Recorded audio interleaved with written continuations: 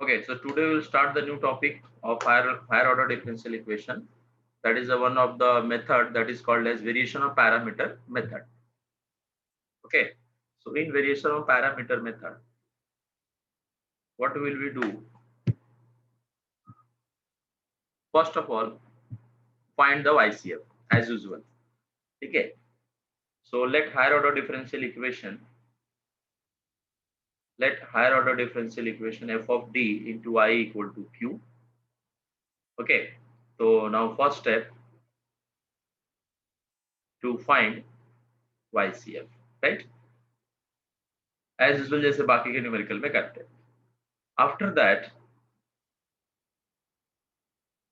so suppose that your YCF will be, suppose that your YCF equal to C1 something function of x that is called as y1 and C2 something function of x that is called as the y2. Okay, and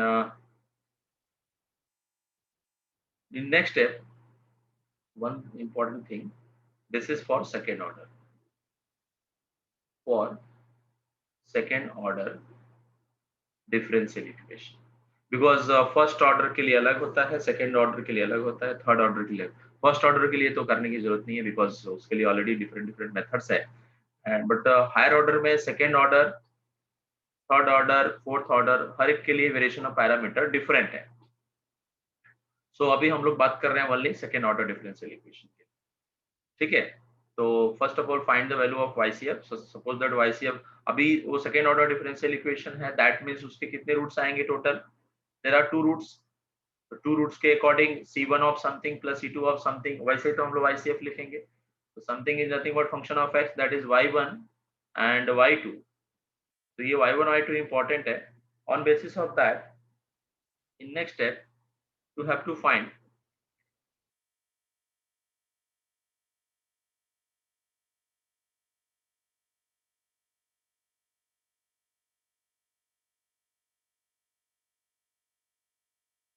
Wronskian constant. This is called as the capital W, and formula of capital W is nothing but determinant y1, y2, and in second row that is the derivative of first one. So that is y1 dash and y2 dash. In first row you have to write y1, y2. y1, y2 taken from YCF. Coefficient of C1 is called as y1, coefficient of C2 is called as y2. So W is nothing but in first row that is y1, y2, and in second row y1 dash and y2 dash. For suppose that third order differential equation रहता, तो in that case C1 y1 plus C2 y2 plus C3 y3. So in that situation your W is nothing but in first row y1 y2 y3, in second row y1 dash y2 dash y3 dash, and in third row y1 double dash y2 double dash and y3 double dash. Okay, तो उसके according third order का भी हो जाएगा, but फिलहाल हम लोग अभी सेकेंड ऑर्डर पे कॉन्सेंट्रेट करते हैं. So in next step to find particular integral, and in this method formula of particular integral is nothing but uy1 plus vy2. Okay, y1 y2 already मालूम है क्या है. y1 is nothing but coefficient of C1 and y2 is nothing but coefficient of C2 of YCF. Okay, but here new two function u and v are unknown. So now find u and v by using following formula. So formula of u is nothing but where formula where u equal to integration and v is also integration q upon w. Here also q upon w. Here minus sign, here plus sign. अभी अगर आप इधर y2 लिखते हैं तो इसमें y1 लिखेंगे इसके अकॉर्डिंग. अभी u के बाजू में यहाँ y1 लिखा है तो फॉर्मूले में y2 आ जाएगा, समझ रहे हैं. लेकिन अगर सपोज दैट आप यही फॉर्मूला में u y2 लिखे रहते तो ये यहाँ पे बहुत सारे वेराइटी आता है, तो आप वेराइटी पे कॉन्सेंट्रेट मत करो, बेटर है कि कोई एक पैटर्न मेमोराइज करो. तो this is a formula of u and v. तो बेसिकली इस क्वेश्चन में ये दो पार्ट u और v कैलकुलेट करना डिफिकल्ट होता है, ठीक है. So these are the steps to find the solution of differential equation, right, by using variation of parameter. So first of all, note down this thing, all this thing, and after that we will discuss some example based on this method. Understood? If any doubt, then ask me. First step, once again I recall all the thing. First step, will find the value of YCF as usual. Put f of d equal to 0, and we will discuss one for two second order differential equation only. So if you want to find the YCF, so for second order differential equation आपके पास दो ही roots रहेंगे. तो in that case YCF equal to C1 Y1 plus C2 Y2. Okay. Now on by using Y1 and Y2, you have to find the Wronskian constant, that is called a W. So in Wronskian constant, the in first row you have to write Y1 Y2, and in second row derivative of first row. ठीक है, first row का derivative second row में लिखते हैं. फिर then find the value of particular integral. The formula of particular integral is u y1 plus v y2, where u is nothing but integration of minus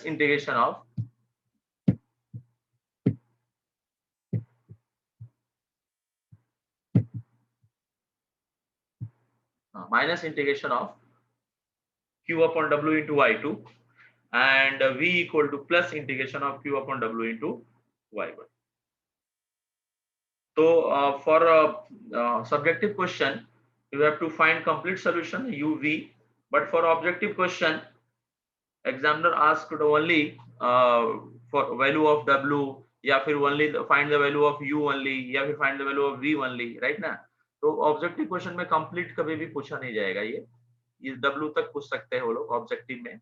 even internal test में भी w के values पूछ सकते हैं, या फिर u और v के फॉर्मूला क्या है ये पूछ सकते हैं, बिकॉज 2 मार्क्स के लिए ऐसे ही रहता है. But for subjective question, that is your 5 marks question. In that question you can ask complete solution by using variation of parameter. Understood? Yes, sir. Okay. So any doubt?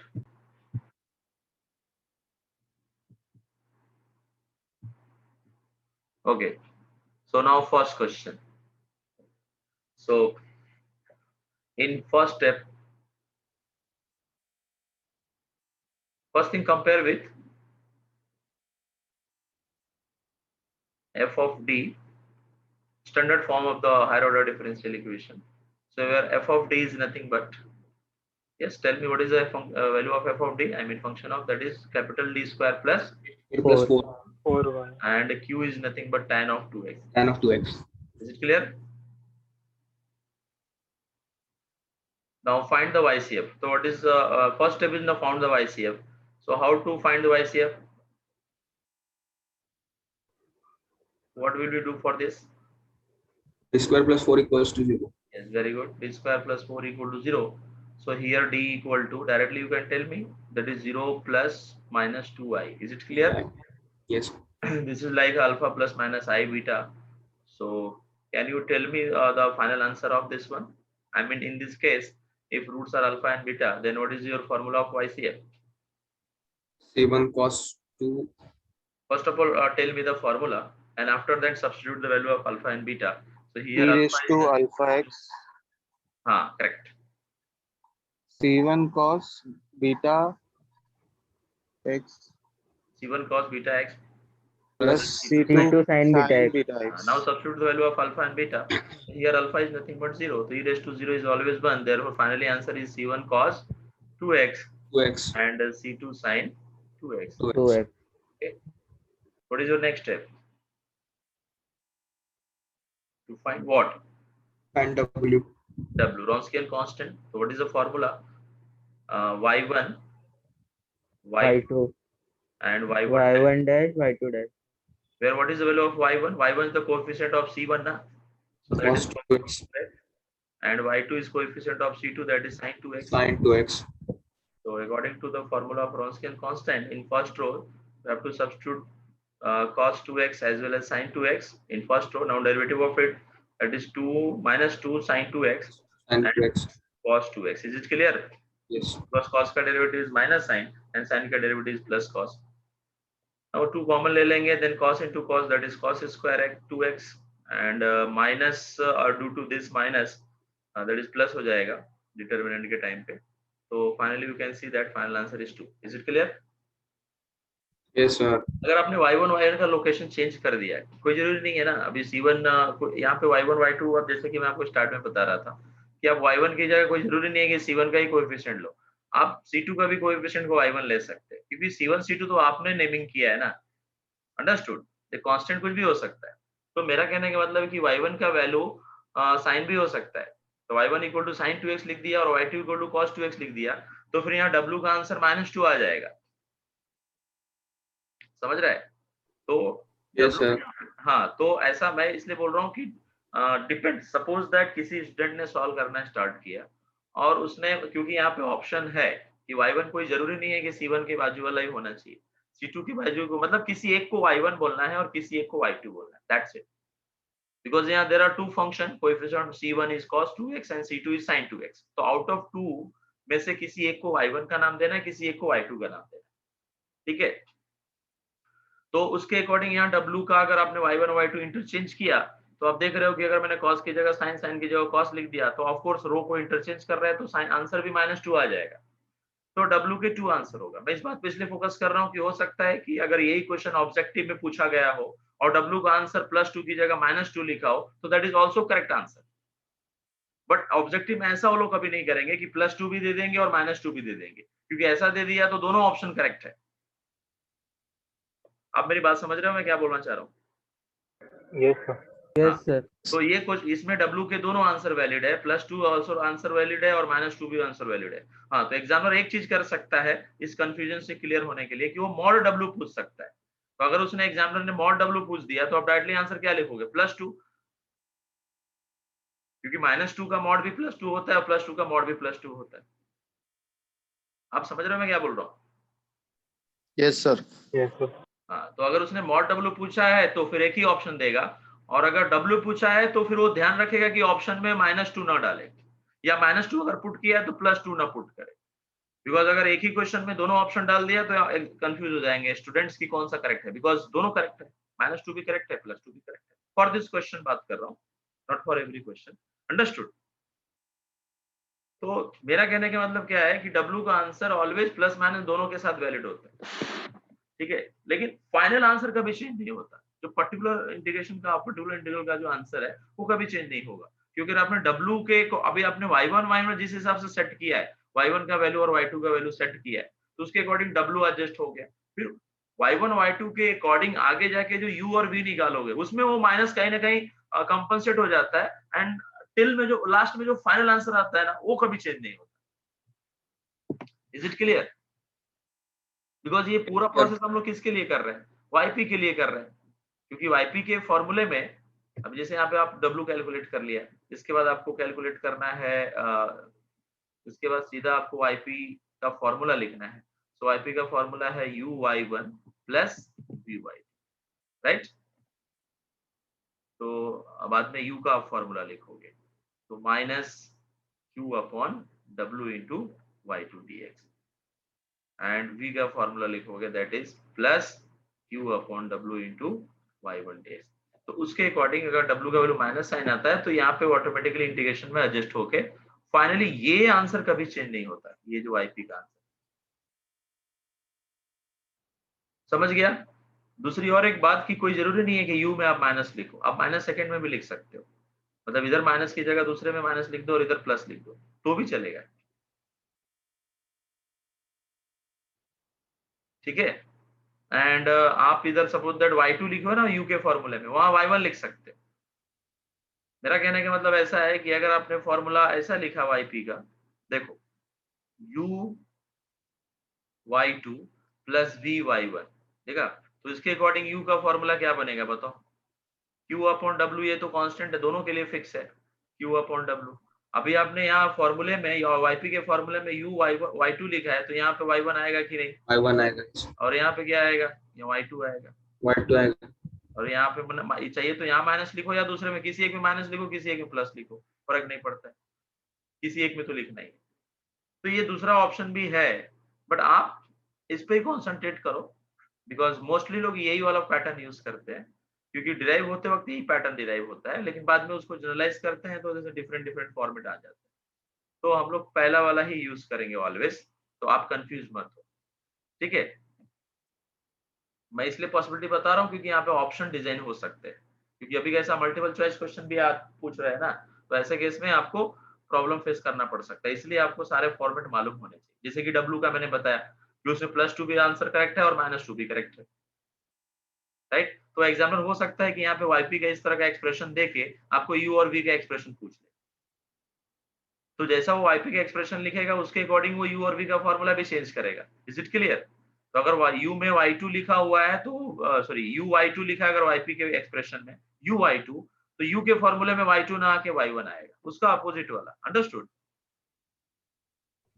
तो Yes, sir. ऐसा Yes, sir. ऐसा MCQ में पूछा जा सकता है कि if yp equal to u y2 plus v y1 then what is the formula of u and v, और नीचे 4 ऑप्शन बना देगा। तो उसमें अगर आप पहला वाला ही मेमोराइज करके फिक्स रखते हो तो ये ऑप्शन भी उसमें अवेलेबल रहेगा, और जो कि गलत होगा, क्योंकि ये तो गलत है ना, ये जो मैं यहाँ टिक कर रहा हूँ ये तो गलत है इसके लिए, इस वाईपी के लिए, राइट। Yes, sir. चलेगा, Yes, तो sir. Sir. मैं डिस्कस करते जा रहा हूँ। चलेगा, तो अभी हम लोग यू और वी पे कॉन्सेंट्रेट करते हैं। तो now find u and v. तो माइनस क्यू, क्यू का वैल्यू कितना था? tan 2x था, शायद से आपको याद हो, क्वेश्चन में देखा रहेगा। लिखा है ना आपने? नहीं लिखा है, कोई बात नहीं। tan 2x है sir. हाँ, tan 2x and w is 2 and y2 is nothing but sin 2x, right? क्योंकि Yes, y2 sir. आपने cos, Yes, sir. अब ये इसको सिंप्लीफाई करेंगे तो ये हो जाएगा -1/2 एंड tan को आप लिख सकते हैं sin अपॉन cos, बराबर ना? Yes, sir. बट इसका एडवांटेज मिलेगा क्या? sin अपॉन cos कर देंगे तो sin स्क्वायर अपॉन, ठीक है, ये हो जाएगा sin square 2x upon cos 2x। Substitute करेंगे तो sin cos को अगर t सब्स्टिट्यूट करते हैं तो cos का डेरिवेटिव sin आता है, तो sin एक कंपनसेट हो जाएगा, दूसरा sin बच जाएगा, इसलिए सब्स्टिट्यूट करेंगे तो थोड़ा सा कॉम्प्लिकेटेड हो सकता है। तो बेटर ये है कि sin स्क्वायर की जगह पे हम लोग 1 माइनस क्या पुट कर दें? cos स्क्वायर 2x, ठीक है। Yes, 1 sir. upon cos 2x is nothing but sec 2x, on here cos upon cos cancel, तो finally cos 2x, and now दोनों का फॉर्मूला हमारे पास अवेलेबल है। आई मीन सेक का भी इंटीग्रेशन का फॉर्मूला अवेलेबल है एंड कॉस का भी फॉर्मूला अवेलेबल है। तो बोलो सेक का फॉर्मूला क्या होता है? log of sec x plus, X plus tan x. But यहाँ x नहीं है 2x है, इसलिए 2x, डिवाइड बाई 2 भी आएगा। Is it clear? Yes, sir. cos का integration is the sin 2x, but divide by 2 भी लिखेंगे। फाइनली 2 को कॉमन ले लेंगे, तो बाद में कर लेते हैं फाइनल सिंप्लीफिकेशन में जब yp लिखेंगे। सो या फिर लिख लो that is -1/4 log of sec 2x plus tan 2x bracket close minus sin 2x, minus को मल्टीप्लाई कर देंगे तो थोड़ा चेंज हो सकता है। नेक्स्ट में हम लोग v कैलकुलेट करेंगे, तो what is the formula of v? Plus q upon w into y1 dx। Is it clear? So q का वैल्यू है tan 2x and w find out हुआ है 2। What is the value of y1? I mean क्या लिया है हमने? So that is cos 2x, right ना? Cos 2x. tan को हम लोग sin और cos में लिखेंगे तो sin अपॉन cos से cos कैंसिल हो जाएगा और फाइनली बचेगा only sin x, right? Yes, sir. And sin x का इंटीग्रेशन सबको मालूम है, that is -cos 2x divide by 2 करेंगे, नीचे पहले से 2 है 4 हो जाएगा। Is it clear? Yes, sir. So Yes, this is sir. your u and v, but finally now write the expression of yp. So yp is nothing but uy1 plus vy2, where u already वहां पे लिखा है, आप देख सकते हो, -1/4 log of sec 2x plus tan 2x and minus sin 2x, complete bracket, that is y1, and y1 is nothing but cos 2x plus v, तो v का एक्सप्रेशन है -cos 2x अपॉन 4, राइट ना? और उसी के बाजू में into y2 करके भी लिखना है। तो y2 का एक्सप्रेशन क्या है? y2 क्या है? sin 2x है ना। Sin 2. ठीक है, तो ये दोनों मल्टीप्लाई में ध्यान में रखना, और आगे मैं सिंप्लीफाई करता हूँ तो समझ में आएगा। अभी ब्रैकेट ओपन करो, सो -1/4 cos 2x into log of sec 2x plus tan 2x, right? And plus sin 2x into cos 2x divided by 4. Is it clear? Yes, sir. And minus sin 2x cos 2x divided by 4. और ये cancel हो जाएगा। Okay, तो final yp का answer क्या मिलेगा? That is -1/4 cos of 2x log sec 2x plus tan 2x. sec 2x plus tan 2x. ठीक है, तो finally general solution will be ycf plus ypi। इतना तो आप खुद से लिख सकते हो। Okay, any doubt? No, sir.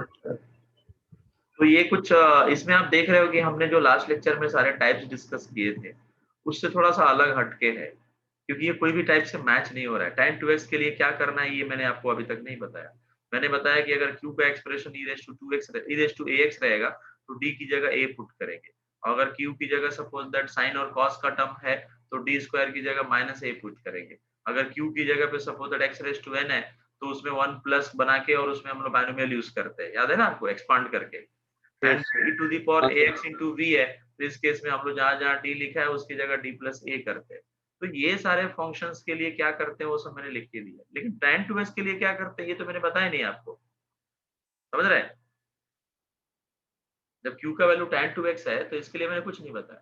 तो जब हम लोग का सारे टाइप्स फेल हो जाते हैं तो ऐसे केस में हम लोग कुछ स्पेशल मेथड यूज करते हैं, जिसके लिए 3 अलग अलग मेथड्स है। First method is a variation of parameter, second method is a undetermined coefficient method, and third method is a inverse differentiation operator. ठीक है, but अपने according to our syllabus only variation parameter is given, so that's why we will only consider मतलब discuss variation of parameter only, right ना। बाकी के जो दो method है अगर आप नॉलेज के लिए इंटरेस्टेड रहेंगे तो वो भी मैं एक एक सम सिखा सकता हूँ, वो बाद में डिस्कस करेंगे। पहले जो सिलेबस के अकॉर्डिंग है वो हम लोग कंप्लीट कर लेते हैं। ठीक है, यहाँ तक किसी को कोई डाउट है तो बेटर ये है कि बोलना ही नहीं, साइलेंट रहने का। मैं अगर जब पूछूं कि लिख रहे हो तो जो वो लोग वही लोग बोले यस सर जो लोग लिख रहे हैं, वो लोग बिल्कुल नहीं बोलेंगे जो नहीं लिख रहे हैं। उससे भी बच सकते हो ना, है कि नहीं। चलो तो अगले क्वेश्चन पे आते हैं।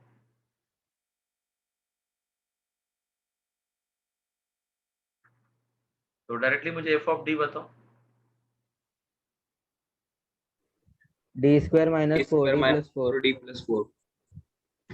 एंड क्यू का एक्सप्रेशन है e⁻²x sec square. तो इन फर्स्ट स्टेप क्या करेंगे, YCF निकालेंगे, राइट ना। Yes, sir. तो यहाँ से d का वैल्यू डायरेक्टली आप देख रहे हो कि 2,2 आएगा। ये तो आप कैलसी से भी कर सकते हो या फिर वो d+2 है। हाँ बोलो ना। यस, कोई कुछ पूछ रहा है? What is the YCF? e⁻²x c1 plus c2x. C1 plus C2। Bracket open करो सो दैट आप C1 और C2 को आइडेंटिफाई कर पाओ, I mean coefficient of C1 C2। इसलिए ब्रैकेट ओपन करना पड़ा सो दैट आप y1 y2 लिख सको। तो अगर इसको मैं y1 पकड़ता हूँ और इसको y2, तो what is the value of y1? e⁻²x, and what is the value of y2? x e⁻²x.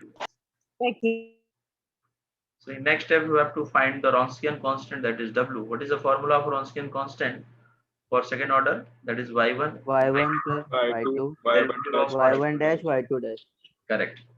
So now y1 is nothing but e⁻²x and y2 is nothing but x e⁻²x. Now find its derivative.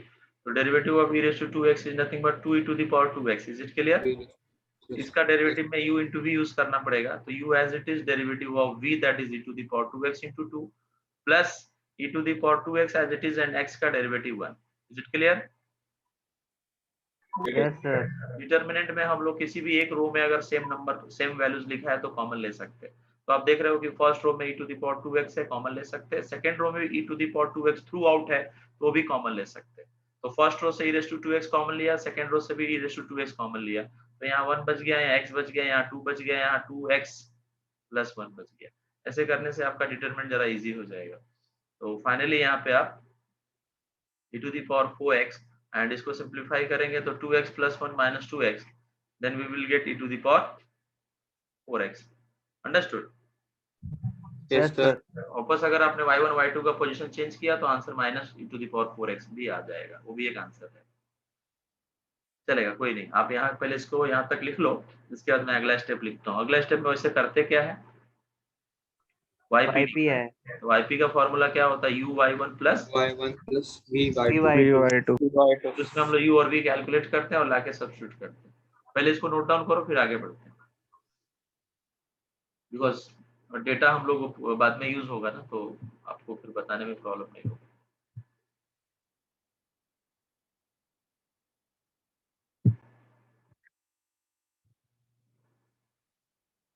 What is the formula of u? Yes, tell me. Minus integral q upon w y2 dx. Integration of q upon w into y2 dx, right now? Yes, sir. Minus q, what is the expression of q? e raised to 2x x square x. Sec x है या sec square x है? X square है. x square x. And what is the expression of y2? That is x e to the power 2x, and w is what? E raised to 4x. e raised to 4. So e raised to 4x, e raised to 4 is completely cancelled to each other. So finally, here first function is the x and second is the sec square x, right? Yes, sir. Now you can use the u into v formula. तो मैंने आपको u into v में there are two rules बताए थे. एक rule में मैं ऐसे बोला था कि ब्रैकेट ओपन करते जाओ, राइट? याद है कि नहीं? तो फर्स्ट में x लिखते हैं और x का डेरिवेटिव 1, फिर 1 का डेरिवेटिव 0 होगा, इसलिए दो ब्रैकेट पे ही ओपन स्टॉप कर जाएंगे. जब तक x जो भी यहाँ u पोजीशन पे लिखा है इसका डेरिवेटिव अगर 0 नहीं होता ये बॉक्सेस बनते जाते हैं, राइट ना? Yes, sir. बट ये सेकंड में 0 हो गया तो यहीं पे स्टॉप कर देंगे. सेकंड वाले ब्रैकेट के अंदर हम लोग इंटीग्रेशन लिखते हैं, v का इंटीग्रेशन. तो sec स्क्वायर का इंटीग्रेशन सबको मालूम है tan x होता है और tan x का integration log of sec x होता है. तो ये एक सिंपल टेक्निक है जिससे आप फटक से u निकाल सकते हो, ठीक है? माइनस को अगर अंदर मल्टीप्लाई करके लिखना चाहते हो तो लिख दो, that is log of sec x and minus x tan x. Is it clear? Yes, sir. The value of u. Now find v. So what is the v? Formula of v, that is plus q by w into y1 dx, and q is nothing but e raised to 2x into sec square x, and y1 is nothing but e raised to 2x the whole divided by e raised to 4x, right? So finally next step में क्या आएगा, we will get sec square x. And what is the integration of sec square x? That is a simple integration, that is tan x. So finally you can write the particular integral, that is u y1 plus v y2, and u is nothing but log of sec x minus x tan x into y1. What is y1? E raised to x, na? 2x e raised to 2x. And plus x e raised to 2x into tan x, right? y2 vy2. आप इसको अगर open करोगे तो ये complete term और ये complete term cut जाएगा, नहीं? Yes, sir. Yes, sir. Finally answer आ जाएगा e raised to 2x log of sec x. Any doubt? No, sir. No, sir. Note down. General solution. W तक तो आपने ऑलरेडी लिखा हुआ था.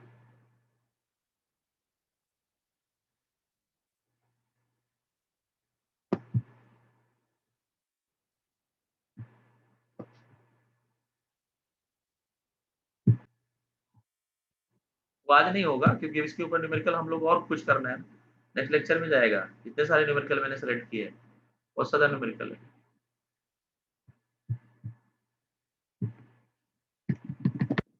एक लेक्चर और लगेगा क्योंकि थोड़ा इसमें न्यूमेरिकल्स सॉल्व करना, जितना सॉल्व करेंगे उतना आपको कॉन्फिडेंस आएगा, बिकॉज मेन तो इसके जो इंटीग्रेशन वाले पार्ट हैं वो कॉम्प्लिकेटेड होते हैं। चलो नेक्स्ट क्वेश्चन पे आते हैं। बोलो, what is value of f of d? d square plus 3d plus 2. And q is nothing but e to the power x, e to the power x। तो फर्स्ट स्टेप इज व्हाट? अभी I think so आपको memorise हो गया रहेगा क्या क्या करना है। तो फर्स्ट स्टेप में YCF निकालेंगे, उसके लिए d square plus 3d plus 2 को 0 से इक्वेट किया, then we will get the value of d is -1 and -2। ठीक है, ये -1 -2 कहां से आया, समझा गया? Yes, sir. हाँ, तो now c1 e to the power -x and c2 e to the power -2x. Therefore, y1 equal to e to the power -x and y2 equal to e to the power -2x. अब यहाँ देखो y1 y2 interchange हो सकता था, कि ऐसा भी हो सकता है कि लिखने वाले ने ऐसे रूट लिख दिया -2, -1, तो फिर YCF में इसको पहले लिखेंगे और इसको बाद में, तो ये y1 में आ जाता है, ये y2 में चला जाता है, फिर उसका W इंटरचेंज हो जाएगा। इंटरचेंज मतलब सिर्फ साइन बदलता है, आंसर कभी भी उसके वैल्यूज नहीं बदलते, साइन चेंज हो जाता है। अभी जो y1 y2 लिया इसके लिए जो भी आंसर आएगा, अगर आपने y1 y2 इंटरचेंज किया तो आपका W का आंसर सेम ही रहेगा, सिर्फ साइन बदल जाएगा। अगले स्टेप में आपको W कैलकुलेट करना है, राइट? Yes sir. यहाँ से आपको नोट डाउन करना है, पहले W सॉल्व कर लेते हैं। तो W का एक्सप्रेशन बोलो, y1 y2 y1 y2 y1 dash, y1 dash y2 dash. ठीक। Y1 dash Y2 dash. तो y1 क्या है बोलो, e to the power -x, उसका derivative e to the power -x आएगा। y2 का है e to the power -2x, उसका derivative -e to the power -2x आएगा, right? Yes, sir. Yes sir. तो फर्स्ट कॉलम में e to the power -x common ले सकते हैं, सेकंड कॉलम से e to the power -2x common ले सकते हैं, तो इधर 1 -1 इधर 1 -2 बचेगा। ऐसे करने से डिटरमिनेंट जरा इजी हो जाता है, अदरवाइज आप डायरेक्टली भी ब्रेक कर सकते हो, don't worry. -2 and +1, so finally answer is -e to the power -3x. Is it clear? Yes sir. अगर आपने y1 y2 इंटरचेंज किया तो ये माइनस की जगह पे plus e to the power -3x आ जाए। कैलकुलेशन प्रॉपर्ली चेक कर लो, कोई डाउट है तो पूछो। ये डिटरमिनेंट परफेक्ट है, 1 * -2 किया तो -2 आया, एंड 1 * -1 किया तो -1, लेकिन डिटरमिनेंट में ऑलरेडी मिडिल साइन नेगेटिव लिखते हैं, तो मिडिल साइन और ये -1 वाला साइन प्लस हो जाता है, राइट? नेक्स्ट स्टेप में yp लिखते हैं। What is the formula of yp? u y1 plus v1। vy2 आपको u कैलकुलेट करना है, minus q upon w into y2 dx, dx. Right? बोलो, q e to the power x, w minus e to the power -3x, y2 e to the power -2x। दोनों minus plus हो जाएंगे, because integration के बाहर भी एक minus है और डिनोमिनेटर में भी एक माइनस है, तो प्लस हो जाएगा, और e raised to -3x और 2x कैंसिल हो गया, फाइनली डिनोमिनेटर में e raised to x बचेगा, और ये q का एक्सप्रेशन एज इट इज है। आगे आपको मालूम ही क्या करना है, क्योंकि बहुत ही सिंपल से इंटीग्रेशन है। आप e to the power x को क्या पुट कर लेंगे, t, e to the power x dx equal to क्या हो जाएगा, dt, मतलब ये कंप्लीट आपका क्या बन जाएगा, dt बन जाएगा, बराबर ना? तो नेक्स्ट स्टेप में आप क्या लिखोगे, e to the power t dt, right? और e raised to t का इंटीग्रेशन सबको मालूम है कि e raised to t होता है, t को वापस सब्स्टिट्यूट करो तो e raised to x, तो this is your expression of u। Any doubt? No, sir. Good, तो इसको आप नोट डाउन करो, उसके बाद हम लोग भी सॉल्व निकालते हैं।